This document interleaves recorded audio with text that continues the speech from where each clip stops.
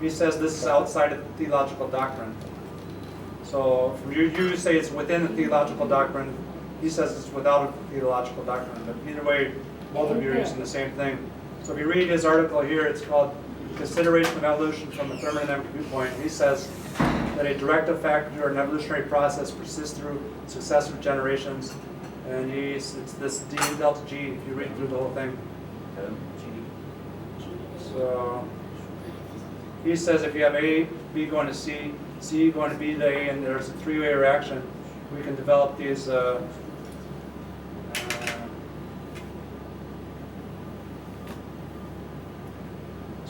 focus on there's decrease in entropy and increase in entropy, and this second law gives a directive factor in the whole thing. But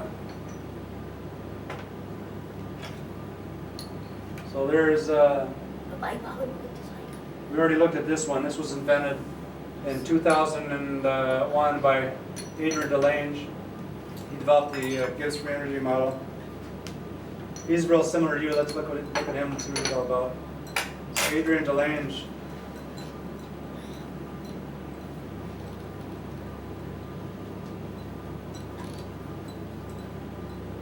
He,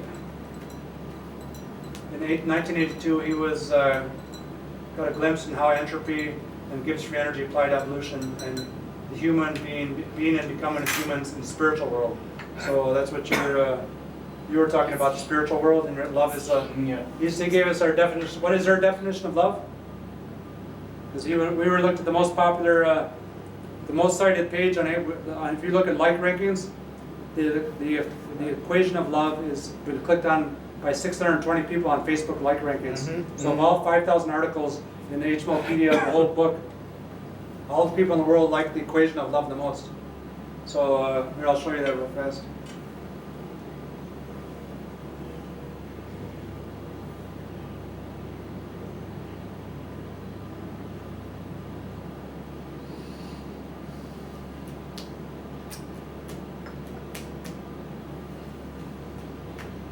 So the English word love, I think, is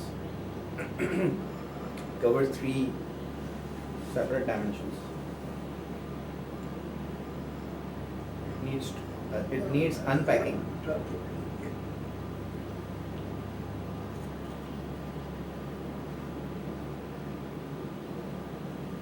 Like rankings. Okay. This shows you how. So once Mirza's ideas get more well known, his like rankings will start increasing because people will come and they'll read his.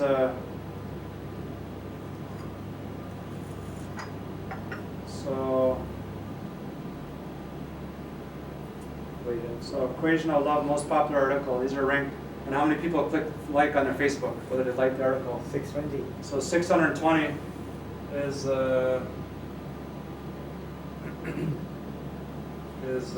Can I have a quick look at it? Yeah, let me show you one thing, just to give you an idea of what Mirza is going to look like in the future. If you bring that book with me. Remember the red book that I had by Harold Dolloff? Yes. His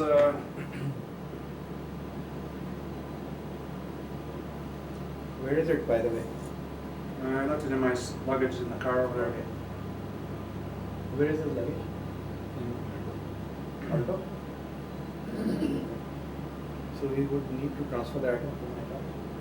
So yeah, around, let's say we do it around 5 o'clock.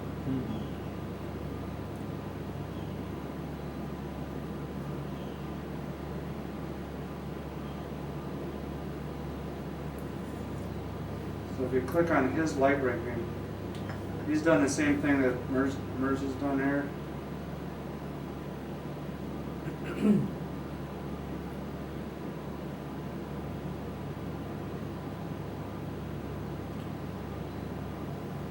So Must be quite a man. he did this whole thing, he thought about this whole thing just as you did, free energy formation of species. So there's this equation that shows that the human organism is the sum of all the elements form when the formation of a human. There's a gift energy change for this whole process. But if you go down here, you see.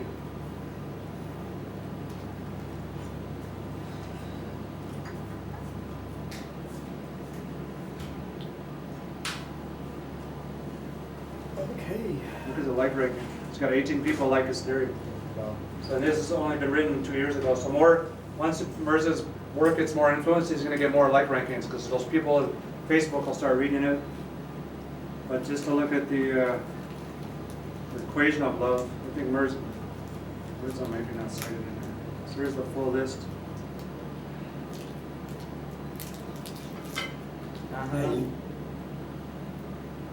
Silent तुमने मैं पीढ़ी P चुकी So here we are. If you go down here, we see that cake खा लो cake खा लो cake ला दो आपके लिए so Mirza said that it was the affinity. He said it was spiritual something, and then He's too pure. Pure है बच्चा pure. so here we go. This is going to form a spontaneous. This is very spontaneous reaction. Okay. And then this guy, Franciscus El Gerardi, he wrote a book called Newtonianism for Ladies. He said love is inversely proportional to the distance squared between a pair of lovers. We calculated here now we've got Goethe. He's in 1809. He said that there's actually a movie that's been made on the whole thing. It's written in I think it's a Spanish. As you can see, here's Charlotte A. There's Edward there, and they're discussing she's reading a physical chemistry book. Yeah. And then the captain said he wants to explain that, well, if we have A here, and then A is bonded to B, and then C comes in, the captain's gonna start hanging out with his old buddy Edward because they haven't seen each other. He's gonna hang out with B, and then Charlotte's gonna be kicked off. She's gonna get bored in the mansion because she doesn't have any friends anymore. And so then they invite Adelie, C, who comes into the thing, and this is how the chapter goes on. You can read the whole thing. But so he says, Goethe pretty much says love is a function of affinities, which is what Mirza, I just asked Mirza, what's love? And he said the affinities. So, and Goethe is already ranked with an IQ of 225. So when I say your IQ is 175, it's already, when I ask you a question, you give me answers that genius people, answers they give. I didn't have to poke you to make me say it, it just came out of your mouth. So Goethe said this whole thing in 1809, and you say the same thing. But we've already looked at this, didn't we? We did earlier. And then Balthazar. You know Balthazar? Yes. He wrote. He says that this is real funny. This is a dialogue. He wrote a thing called Balzac, A Feeling and Affinities Dialogue, and he says that I think pretty. At some places you're really cool. Huh? Yeah. What I like about this website is it's contemporary. Contemporary, yeah. Yes. It is actually it's at various points it's cool, and it appeals to the younger lot. Yeah. That's what very good about this website is. Yeah. Yeah. So this was written. I like this. I also would follow probably this thing, the Wikipedia thing, this yellow tag in which everything is Summarized. Yeah. Yeah. You like the Gisting. Huh? Gisting. This is gist, right? Yeah. This is the gist. The gist of it, yeah. Yeah. Yeah. So this was written in so he's talking to his wife here. He's a chemist. This Yeah. could be you, Mirza, and your wife. Yeah. And she's saying, he says, Mirza, you're spending too much time working on these chemical theories. He says, why don't you spend some time with me? Something like, you don't show me any affinities anymore. And so you wake up in the middle of the night and you stay up all night reading these books, and you're not giving me the affinity. So he answers her. He says, point 1, It says, believe me, Balthazar, Josephine is saying this, nature made us to feel, and though you will have it that we are nothing but electrical mechanism, your gases and your ethereal matter will never account for the power of foreseeing the future. And he says, the power of vision which makes the poet and the deductive power of the man of science are both based on the visible affinities. Though they are impalpable and imponderable, so that ordinary minds look on them as moral phenomena, but in reality they are pretty physical. Yep. Every dreamer of dreams sees and draws deductions from what he sees. Unluckily, such affinities as these are too rare, and the indications are too slight to be submitted to analysis and observation. So then she responds, and this, she said, coming closer for a kiss, to put the chemistry, which had returned so inopportunely at her question, to fight again is to be an infinity. So she comes in and gives him a kiss. So they're kind of debating back and forth. Great. Yeah. But I think I'm pretty sure Balthazar got the theory from Goethe. I don't think he developed the affinity thing on his own. A lot of it's still translated in French, so I don't know. Mm-hmm. But here's one that's really interesting. You'll like this. Rankine was one of the, he's alongside Rudolf Clausius is the co-founder of thermodynamics. And he's kind of the one that developed entropy. Because the entropy equals T is equal to dq over T. And he's the one that said was the guy that thought up the idea to put the temperature underneath the heat. But he, in 1854, he wrote a poem, a thing called The Mathematician in Love. And he said, let X denote beauty, Y denote manners, Z denote fortune. So he says that L is a function of potential. So here we're talking about love as a function of the Potential. thermodynamic potential that gives free energy. So he gives this equation because it gives free energy potential that hadn't been developed yet, but in 1954. If you click on the whole thing, you'll see it's very popular. Rankine. So if you click on his whole Mathematician in Love, you read through the whole thing here. This is the whole poem right here, right? A mathematician fell madly in love with a lady, handsome and charming, his angles and ratios, and then he measured with care from ends of the base, and then he framed the transcendental equation to trace out the outlines of her figure and face. So you see trace and face, he makes everything rhyme. Yes, yes. Then you read the whole thing down here, and he says that L stand for love. Our philosopher said that L is a function of X, Y, and Z of a kind of potential. So here's foreshadowing the idea of free energy potential. And then he said that's the equation. He said he had it on this other thing here, a stanza. But then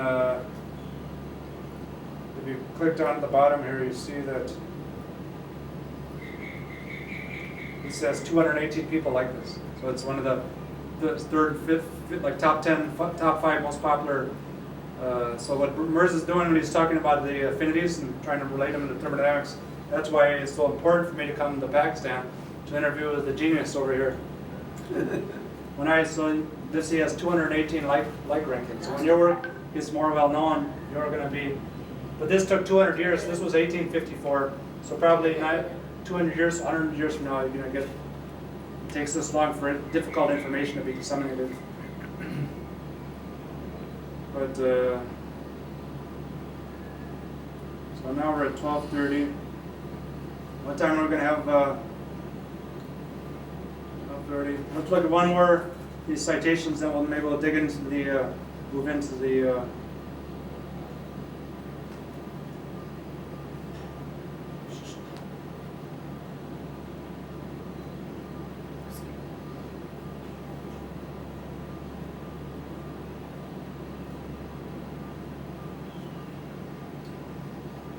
So we looked at the Gibbs landscapes.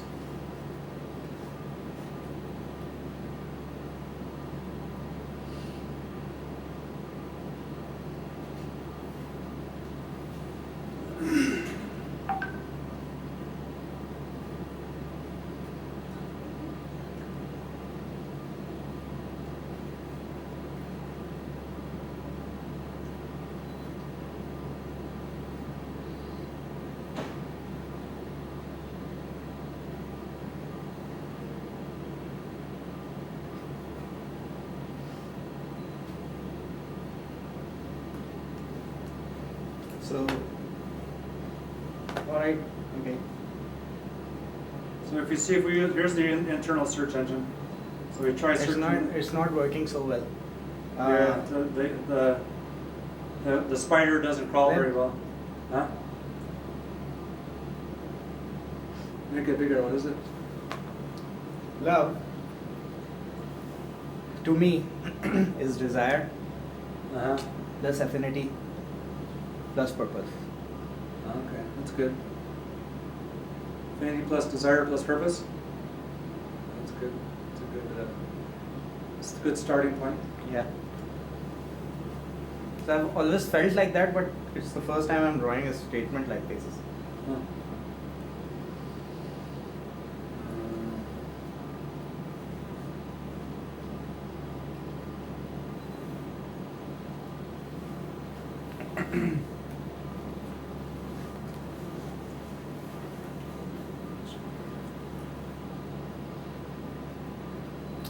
Salam, they never hide behind anything. Desire is a part of the gift.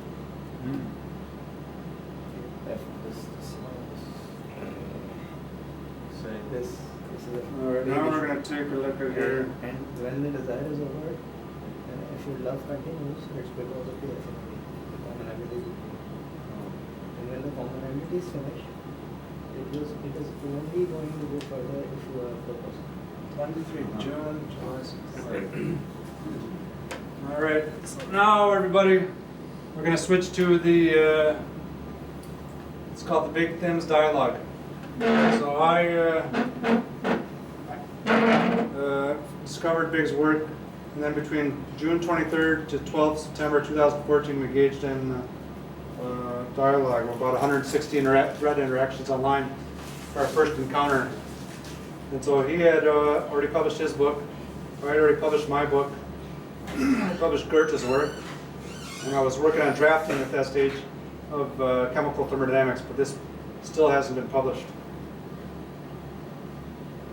And so one of the problems here, Mirza's book is one of the conflicts of interest here. This book is theism implicit, which he speaks about Muhammad, but he does not directly interject on discussions about Allah. This work is theistically doesn't discuss anything about God, souls, or spirits. So here we had a little bit of there was friction in our first encounter. And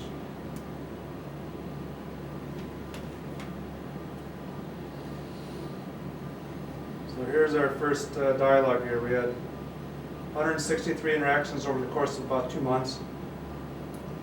So the first one here is email. I think, or this was a message. You sent me a message, and so you can send internal messages online. But it's better if you just send them. If it's a little small note you want to make public, or just a quick note, you can send it. But if it's something public you want to discuss, I'm going to repost it over here. So Mirza messaged me, said, Libb, I have been, Sadi is my online HMLpedia named after Sadi Carnot, the initiator of thermodynamics. So I've been introduced to HMOL.pedia. So you like this concept of the HMOL, is that right, Mirza? Right here? HMOL.pedia?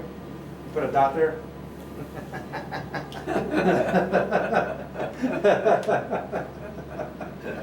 As Mirza Big by Libb-Thims. So at this time I don't think you realized that I was the same person, but said my full name is Mirza Arshad Ali Beg. My publications at the University of British Columbia, where Professor H.E. Clark carried the name M.A. Beg. And let's see. So here you were about your name. You wanted your name to be the right. you worried about the little things that weren't as important as your work. So then, and here I said it could be persuaded to retitle where you are as Arshad Beg. If that is how you are known to your fellow coworkers. But by this time I already started doing 35 pages with Mirza Beg, so it would have been a lot of confusion rewriting. So I think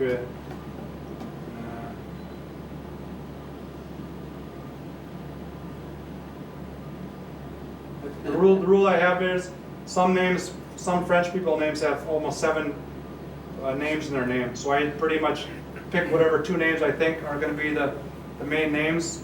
So from America point of view, usually we have to put the first and last name, and I just pick that down because when you link pages online, the top you can only the shorter you have for the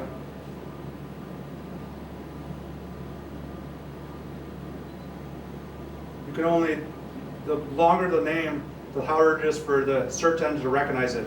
So if you have a first name and second name, it makes finding the information faster. So if you try to do a bunch of names, it doesn't work. So in Pakistan, what we do is we actually acronymize the name. Like if it is Mirza Arshad Ali Beg, all of these are important. So what we do is MAAB. Yeah, the problem with they do that in India too.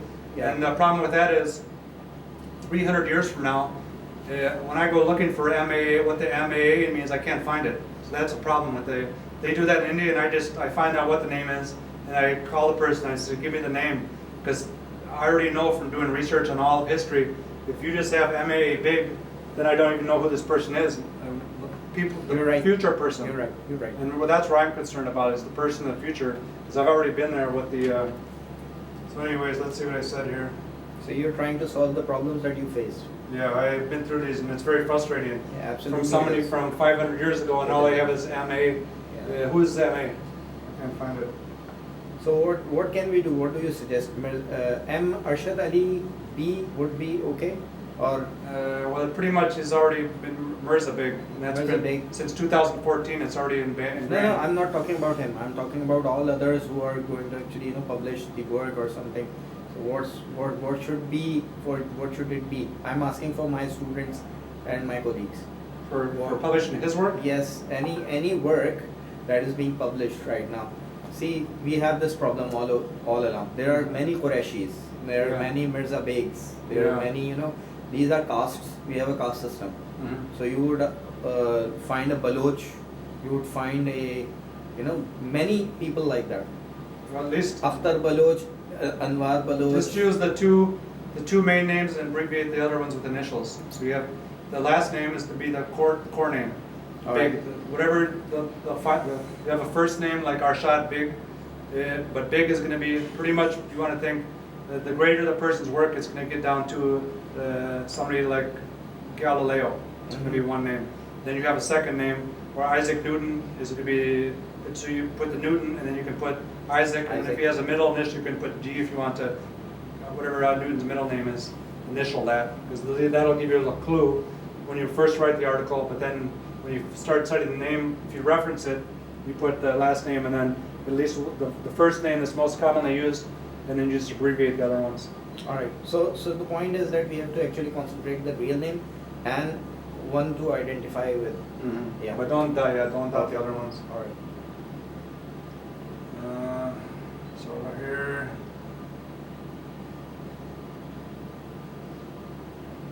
Here you want me to visit some of your new work, but I was still busy with your book at this time. I finished your book and already published a short review of it. I showed you that. So here I already say the main problem you have presently in your work and mindset is the religious conflict. So at this point, I think I was trying to maybe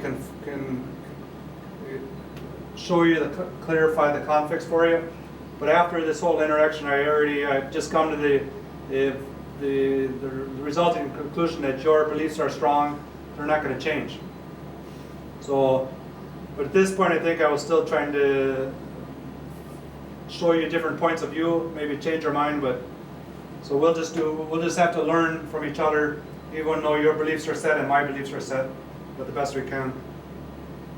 So for example, right here, at this time in 14, I was still, Sheridan says, chemistry and physics do not recognize the word life. Pretty much I'm done with that. I don't deal with it. But for 10 years this was on my mind, and I was very frustrated because I believed in the concept of life, and I couldn't get it out of my head. But now I just use physical-chemical neutral alternative words, and that solves the problem. You know? So you can do that with anything. If you want to, if you believe in something like spirit, or soul, or purpose, morality, if you can explain what you're talking about in terms of force, energy, work, power, or find a physical-chemically neutral term, and you find historical examples where people have used those terms. For example, some people will say the bacterial molecule or virus molecule is either alive or it's animate. So that's where they vacillate on two terms. That gives you an idea where you can, the two terms are similar, but you can just throw off the other one and use the term animate. So Mirza and I argued a lot this, and he was trying to explain life.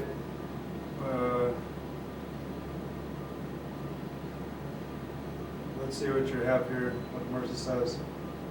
I do not quite agree with the observation that the main problem I have presently in the work and mindset is the religious conflict. Reason being, the chemistry and physics do not recognize the word life. This reasoning, however, raises another conflict. Chemistry deals with materials and material sciences, while physics deals with energy and energetics of material. Wedding chemistry with physics opens dimensions, new dimensions. Oh, here we go. New dimensions, everybody. Mirza Big has opened up new dimensions for all of us.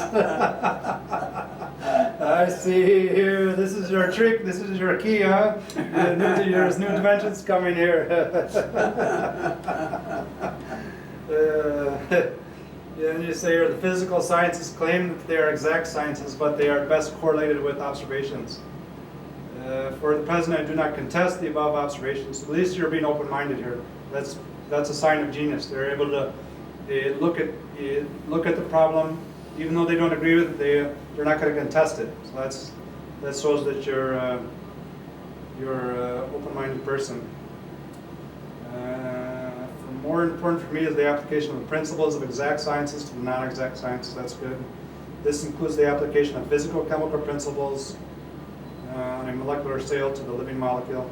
What do you define as living molecule at this point? Back in 2014, you wrote this. So what exactly is a living molecule?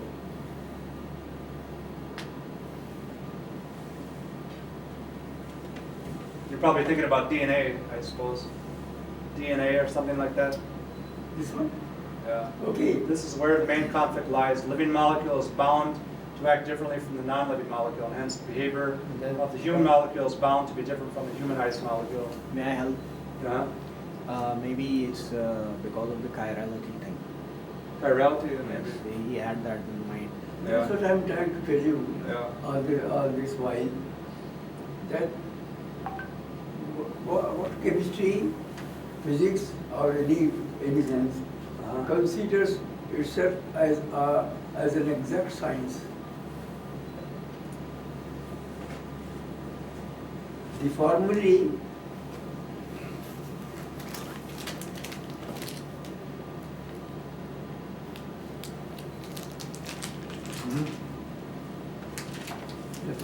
and everything else that concerns the exact sciences. Now, that exact science is valid for a dehumanized body. Once you put a soul into that dehumanized body, then the life processes will start. And the energized system, the one that has the soul, with all those